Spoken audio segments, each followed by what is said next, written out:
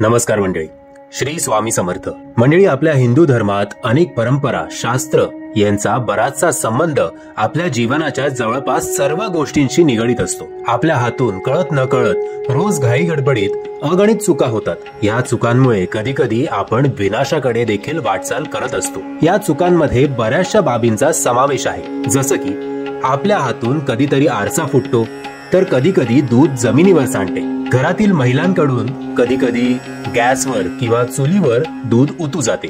जवळपास आपल्या प्रत्येकाच्या घरातील गृहिणी या परिस्थितीला कधी ना कधी सामोरं जातच असतात. तसं पाहिलं तर रोजच्या जीवनात आपल्या हातून घडणाऱ्या या गोष्टी जर चांगल्या असतील तर हरकत नाही, पण त्याच गोष्टी जर अचानक आपल्या समोर अगदी आपण कल्पना सुद्धा केलेली नसताना घडल्या तर मनामध्ये शंकेचं वादळ उठतं. काही अशाच घटना घडल्यामुळे आपल्या मनात गोंधळ निर्माण होतो, मनात संभ्रम होते किंवा विनाकारण त्या गोष्टी आपल्याला आपल्या जिव्हारी लागतात. सामान्यपणे असं दिसून येते की दिनदैनिक धावपळीत अनेकदा एखादी वस्तू आपल्या हातातून पडते, तुटते किंवा खराब होते.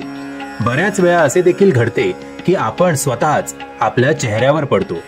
कधी कधी या सर्व गोष्टींमुळे अनेक लोकांना असे वाटते की हे काहीतरी अशुभ घडले. आता तुमच्या हातून या कुठल्या गोष्टी घडल्या तर तुम्हाला काळजी करण्याची गरज नाही, कारण आज मी तुम्हाला सांगणार आहे की कोणत्या प्रकारची वस्तू पडणे किंवा अशी कोणती घटना वास्तुदोष दर्शवते, त्याचा परिणाम चांगला होतो की वाईट. चला तर मग एकदा या व्हिडिओ मधनं जाणून घेऊया. म्हणजे सर्वप्रथम आपण उकळत्या दुधाच्या उतू जाण्याविषयी बोलूया. शास्त्रानुसार दुधाचा चंद्राशी संबंध आहे. तसं पाहिलं गेलं तर दूध उतू जाणे हे संकेत हिंदू धर्मशास्त्र आणि ज्योतिष शास्त्रानुसार अत्यंत शुभ मानले जाते. त्यामुळे तुमच्या भविष्यात अनेक गोष्टी, कार्य शुभ घडणार आहेत. म्हणून नवीन वास्तू किंवा घरात प्रवेश केल्यावर आधी एक दिवस रिकाम्या घरात दूध उतू घालवले जाते. ही एक शुभ गोष्ट असून त्या वास्तूमध्ये तुम्ही पूर्ण स्नेहाने, आपुलकीने राहता व घरात सुख समृद्धी येते.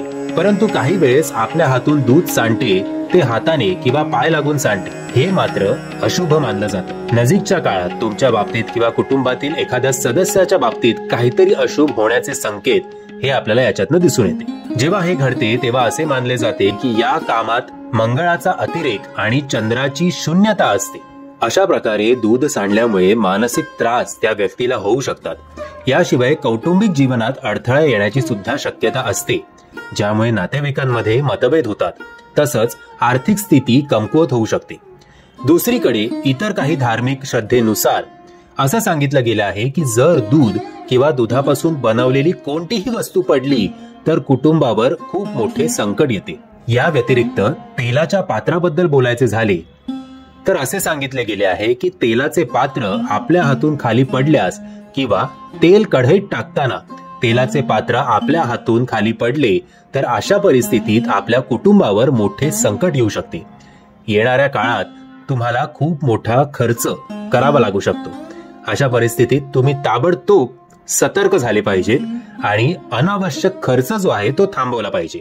आता तुमच्या हातून गहू किंवा तांदळासारखे धान्य खाली पडले तर देखील ते अशुभ मानले जाते, कारण आपल्या हिंदू धर्मानुसार हा धान्याचा अपमान मानला जातो, म्हणजेच हा अन्नपूर्णा देवीचा अपमान आहे. म्हणून जाणून बुजून किंवा न कळत जर तुमच्या हातून अशी एखादी चूक झाली तर ते धान्य उचलून लगेच कपाळाला लावावे आणि चुकीबद्दल अन्नपूर्णा देवीकडे माफी मागावी. अन्यथा माता लक्ष्मी आणि माता अन्नपूर्णा तुमच्या घरात दारिद्र्यता आणू शकते.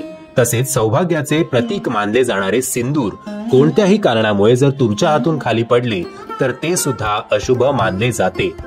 सिंदुराचा थेट संबंध पतीबरोबर आहे, म्हणून अशा परिस्थितीत त्याचा थेट परिणाम तुमच्या पतीवर होऊ शकतो. तुमचा पती कुठल्या तरी गंभीर अडचणीत येऊ शकतो किंवा त्याच्या व्यवसायाशी संबंधित त्याला काहीतरी मोठे नुकसान होऊ शकते. सो जर अशी घटना घडली तर कोणताही निर्णय घेण्याआधी थोडे सावध राहा. म्हणजे या व्हिडिओच्या मार्फत मी तुमच्याशी अशा काही गोष्टी सांगण्याचा प्रयत्न केला की समजा या गोष्टी जर तुमच्या सोबत कधी घडल्या तर लगेच देवाकडे माफी मागा. देव तुम्हाला अगदी सहजपणे माफ करेल. श्री स्वामी समर्थ.